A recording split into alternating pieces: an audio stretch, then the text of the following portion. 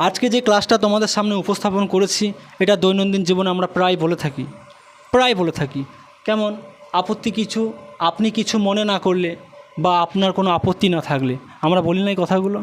আমরা তো প্রায় বলি যে আপত্তি না করলে এক কাপ চা করি। আমরা বলি না? কোনো যখন আত্মীয় স্বজন আমাদের বাড়িতে আসেন তখন আমরা কী বলি? যে আপত্তি না থাকলে এক কাপ চা করি, আপনি কিছু মনে করেন না, এক কাপ চা করি, এরকম নিশ্চয়ই বলি আমরা। দেখো, কিছু মনে না করলে ব্যাগটি একটু ধরুন। আবার বলি, আপত্তি না করলে এক কাপ চা করি, আপনি কিছু মনে না করলে এখানে বসি, তারপরে আপনি কিছু মনে না করলে দরজাটি বন্ধ করি। কেমন? তো এই ধরনের বাংলা বাক্যগুলো আমরা কীভাবে ইংরাজিতে বলবো? প্রত্যেকটি জিনিসেরই যেমন বাংলাতে আমরা এক্সপ্লেন করতে পারি, সেরকম আমাদেরকে ইংরাজিতে এক্সপ্লেন করাটা শিখতে হবে। কেমন? দেখো, আমি এখানে একটা রুলস লিখে দিয়েছি। প্রথমে জানতে হবে কিছু মনে না করলে বা আপত্তি করবেন না বা আপত্তি করো না, এর ইংরাজিটা কী? Would you mind. কী বললাম? জোরে বলো।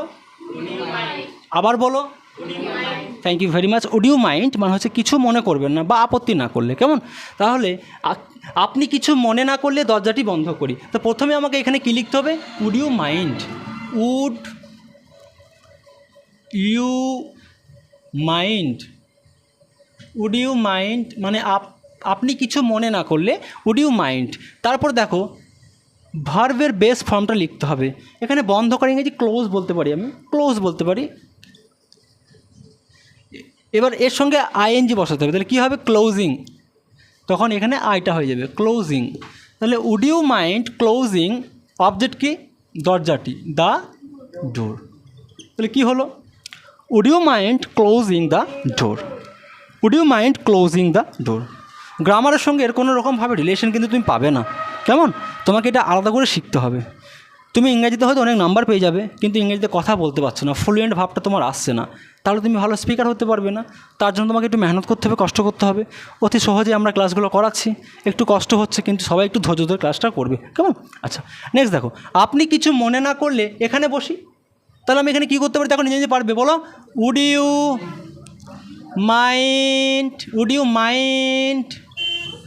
আচ্ছা, তারপর কি হবে? বসা ইংরেজি কি? সিটিং। এখানে ইংরেজি কি? হিয়ার। তাহলে কী হলো? Would you mind sitting here. আপনি কিছু মনে না করলে এখানে বসি। কেমন? এই এখানে বসাটা, এখানেটা হবে এখানে অবজেক্ট। কেমন?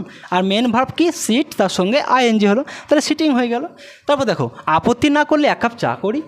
আপত্তি না করলে বা আপত্তি না থাকলে বা কিছু মনে না করলে এক কাপ চা করি।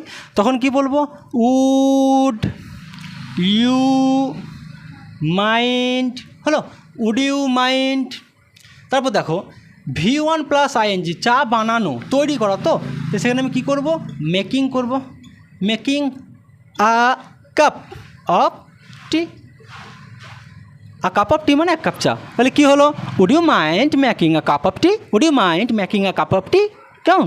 বুঝতে পারছো ব্যাপারটা? দেখো, নেক্সট বাক্য অর্থাৎ শেষ বাক্যটি দেখো, কিছু মনে না করলে ব্যাগটি একটু ধরুন। ধরা ইংরেজি হোল্ড। কেমন? HOLD, hold. তাহলে আমি এখানে কী বলতে পারি? Would you mind holding the bag. তাহলে কী হলো? Would you mind holding the bag. তাহলে আমরা সহজেই পারবো। আমরা এখানে হয়তো কিছু বাক্য লিখেছি, সব বাক্য লেখা তো সম্ভব নয়। দৈনন্দিন জীবনে তুমি এই ধরনের বাক্য, বাংলা বাক্য অনেকগুলো পেয়ে যাবে, সেগুলো তুমি এটা অ্যাপ্লাই করবে, দেখবে আস্তে আস্তে তোমার জন্য ইংরেজিটা খুবই সহজ হয়ে যাচ্ছে। কেমন?